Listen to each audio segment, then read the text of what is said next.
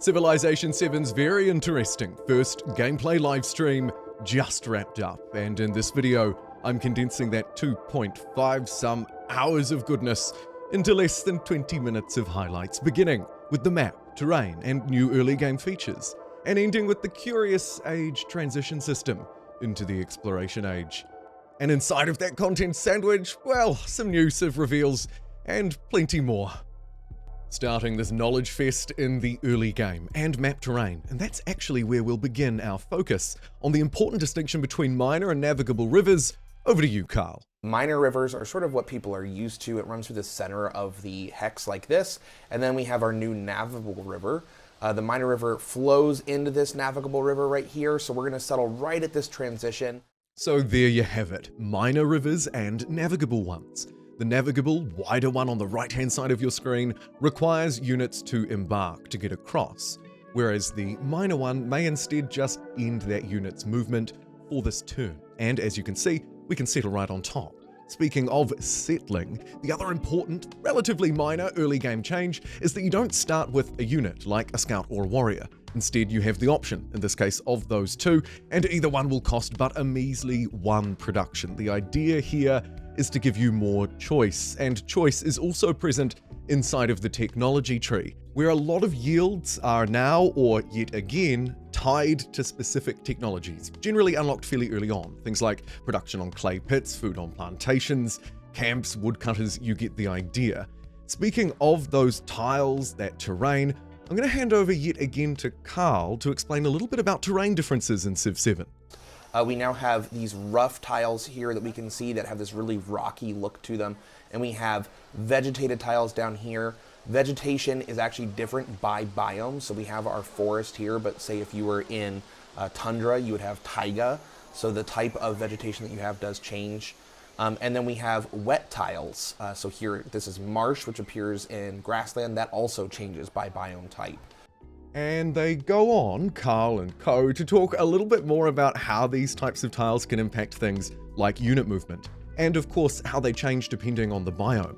Unit movement, with the exception of the scout we're looking at here, but for almost every other unit, maybe some uniques might be another exception, major blocks like minor rivers, or those wet tiles, or this cliff, for example, act as exclusions, stopping a unit from moving through, or soaking up all of their unit movement points for this turn to try and get by. That might be best suited for that minor river in the bottom left corner of your screen. Just as the scout gets past blockages like that, they also wanted to showcase the new unit actions in Civ 7, specifically here using the search function, to take a look for some upgraded goodie huts. These tribal huts have been replaced, generally providing, and in my playing experience, I came across this as well, as I also played with Rome coincidentally, or I should say the Roman leader, options, right? In this case, a trade-off. Do you want gold? Do you want production? We'll see these kind of options in the form of narrative events as we move through the game as well, not tied to specific goodie huts, but instead influenced by what we've done during the game, who we're playing, what civ, what leader, and the kind of goals we might be looking toward. And we'll talk more about goals in the very exciting final section of this video. For now though, let's move through and talk about my second category, cities, towns, and development. To start with, I'll hand over to Carl to explain that fundamental builder gap. No more do we have a worker or builder unit. Now, when it's time for your settlement to grow, you get to do this grow city action, which brings us into a top-down screen, and we're able to select what tile we want to grow into, and a tile improvement is automatically placed on the map, and our settlement begins working that land. They go on to talk about how you might want to grow toward a resource, for example, and how growth must be connected to previous tiles. Speaking of tiles, they also talk quite a bit about the difference between urban and rural improvements, and I'll hand back to Carl for some more on that. And actually, Sukratact from Twitch asks, do you lose the tile yields for building an urban district? You lose the natural tile yields. So natural tile yields do not continue to remain on a tile with an urban district. They go away completely. If I were to build on top of this woodcutter. We can see on this tile tooltip here, we have 1 food and 1 production, and it's notable that that production comes from having discovered animal husbandry. That's the woodcutter yield, so we unlocked that, and now this is giving us that production. That would go away. We would never have access to that again. Instead, we would have access to the building yields that we're adding here, which, with this granary, is 2 food. So to summarize, the urban buildings, as you might expect, or the district, the quarters with buildings inside of them, will replace the natural yield.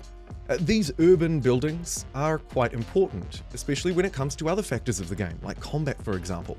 Yet again, I'm going to hand over to the wonderful Carl, who's going to talk about the very interesting walls.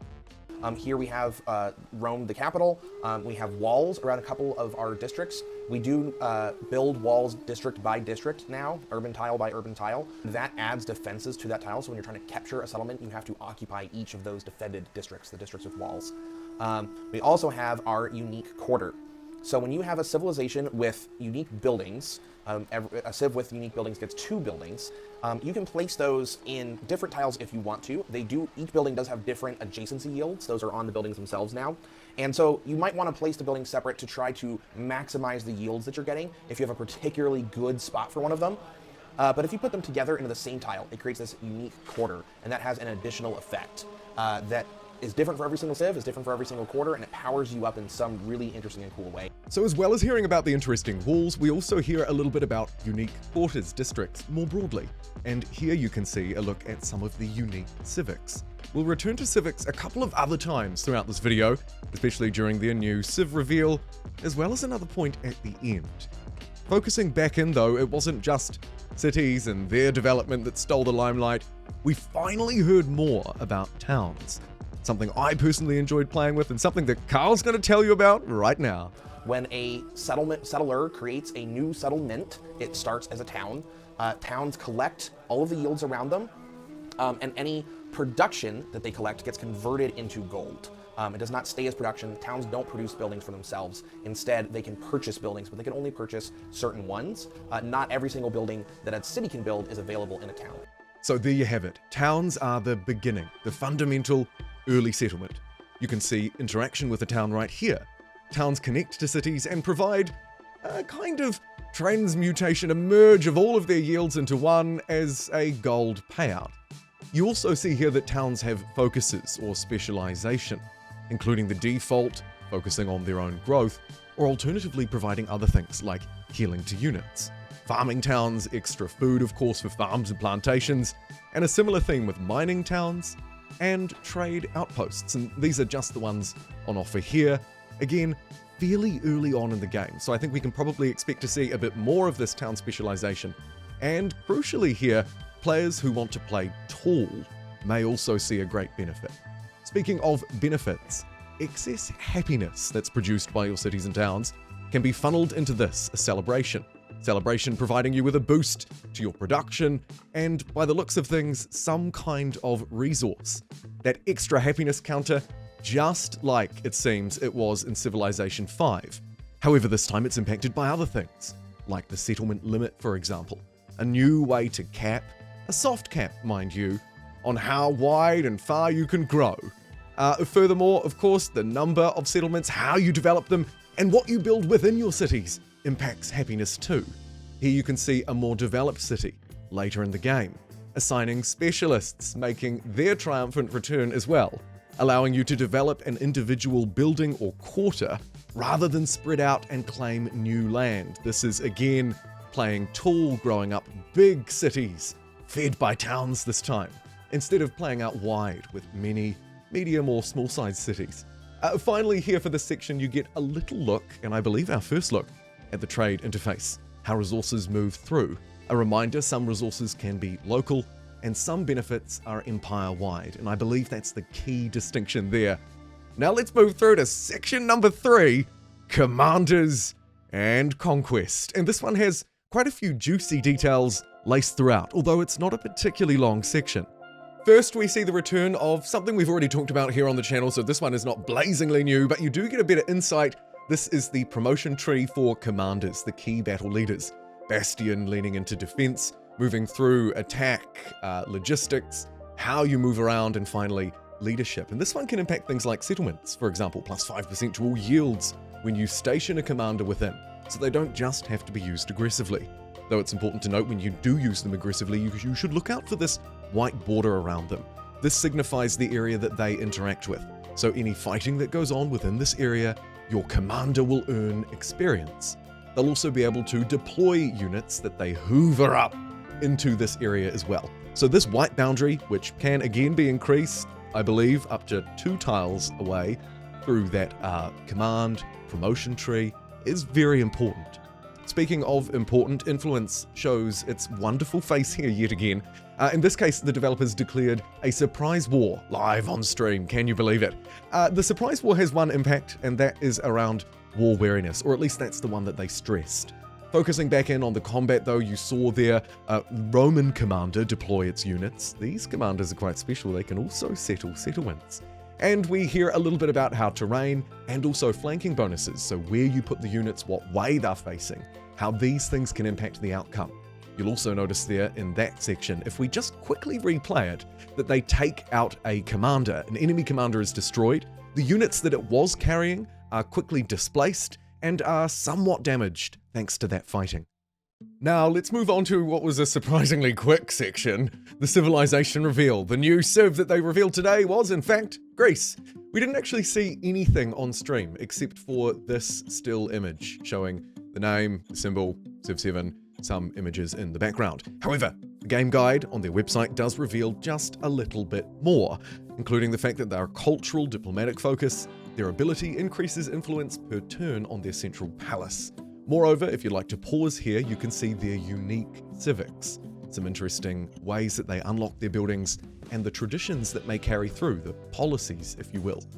Finally, most interestingly, and very similar to Egypt, their unique unit is a civilian unit, a scholar, built in cities with their Acropolis, and its specific ability is random, but somewhat reminds me of great people. This is particularly cool. Moving along to the final section, Legacies and Age Transitions. And this could very well be the juiciest one of all. It was a little bit more curated as well, with many things being blurred out or covered off. Firstly, we see what happens with legacy points, legacy options. We'll cover off these in a bit more detail as we move through, but the fundamental, the high level here is depending on how well you did, the goals you achieved, you'll get extra perks as you move through and choose a new, I would note, culture. As a new culture emerges in each of the 3 ages in Civilization 7, as a friendly reminder. Most of them are blurred out, though we do see 3, so that was a nice kind of stealthy look at who might be inside of the Exploration Age. And then finally here we see the selection screen, where the player can choose, depending on, the developers talked about this a bit as well during the live stream, how they've played, who they're playing, the kinds of things that they've done, what their civ has access to, and their history. In this case, they can choose to move through as either Greece, Rome, or a hidden option. In this case, of course, they're playing as the Normans. You can see the rundown in the top left-hand side of the screen. We learn a lot in this relatively short and again, slightly censored and curated section. Some or all of this may be new to you, including the reveal here. I note they can scroll down, so there's at least 12 civs at this point to move through to. In the Exploration Age, it would seem. And this part is really important. To understand the legacies, I'll hand back to them. Yeah, this is one of those really big changes we talked about earlier about the ages system, that now we want to recognize your progress in each age, as well as building towards that grand victory at the end of the final age of that whole campaign. So these legacies are about building up a civilization. Again, they hinted, explicitly mentioned, in fact, a civilization built in layers. In this case, Rome, building up with Normans is somewhat historically connected and intrinsically through the gameplay, in this case connected civs. Civs will also of course keep some of their buildings, though many may use some usefulness, some yield over time, and that's important to remember as well. Speaking of time, some traditions and policy trees may be carried through, and of course you'll begin to layer on and unlock new ones with your new civ. And all of those civs, all of those changes, some of the things that'll stay the same, are constantly impacting those legacies. That fundamental part that, as they mentioned, is designed to both reward us within an individual age, as well as in future ones. And you can see the different categories here on your screen: culture, military, science, and economy. They speed up the progression of an age as you meet certain goals, again, depending on the category. And you don't just need to pick one. they encouraged us to eventually, of course, try reaching through many different pathways, layering on 1, 2, maybe even reaching the golden age benefit for that next age. And that is where this first decision comes back in. The legacies. Now that we've earned certain things, certain objectives, we've achieved that progression in the previous age, we get the sweet, sweet rewards, spending legacy points on new benefits. And of course, they share the same kind of categories, right? Economy ones you can see looking at here, scientific ones as well.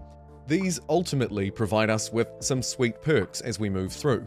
By the way, a couple of quick tidbits. If you don't manage to somehow earn any, you'll unlock the equivalent of a Dark Age. They didn't reveal too much. They said we'll hold on to a bit of information about this for later. Another important thing you'll notice here is that the capital changing your capital city, is entirely for free. So regardless of your progress, you'll also be able to change your capital, maybe moving through to a coastal capital for the exploration age. And finally, you gotta have faith. A bonus section I decided to end on to the end of the video here. They played very quickly at the end as the Morians in the very beginning of the game. You can see turn 14 to showcase, in this case, the Pantheon, which, while some of the benefits have changed, most of the benefits perhaps rely on building an altar building within your city, it largely resembles Civilization 6. And I've talked about this when I was talking about my playing experience in Civ 7. This feels very familiar.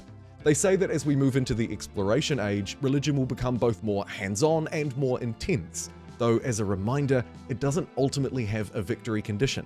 There is no legacy pathway specifically about religion, and therefore no ultimate victory goal for it. However, as you can imagine, it's likely highly laced in, deeply interwoven with things like culture or the economy. We also get a quick look at some unique gameplay for this civilization before rounding out the video. If you're curious, by the way, right at the end they showed their civics. The unique civics for the Morians, which can again be found on the Civilization website, are displayed here on your screen if you'd like to read through those. Just a little bit of extra for experts detail at the end of the video. Thank you for joining me in what was about a 2 hours worth of gameplay, 2.5 hour live stream, condensed down into about 17 minutes. I'd encourage you to check out the full thing below if you'd like more information. Thank you very much for joining me. See you next time.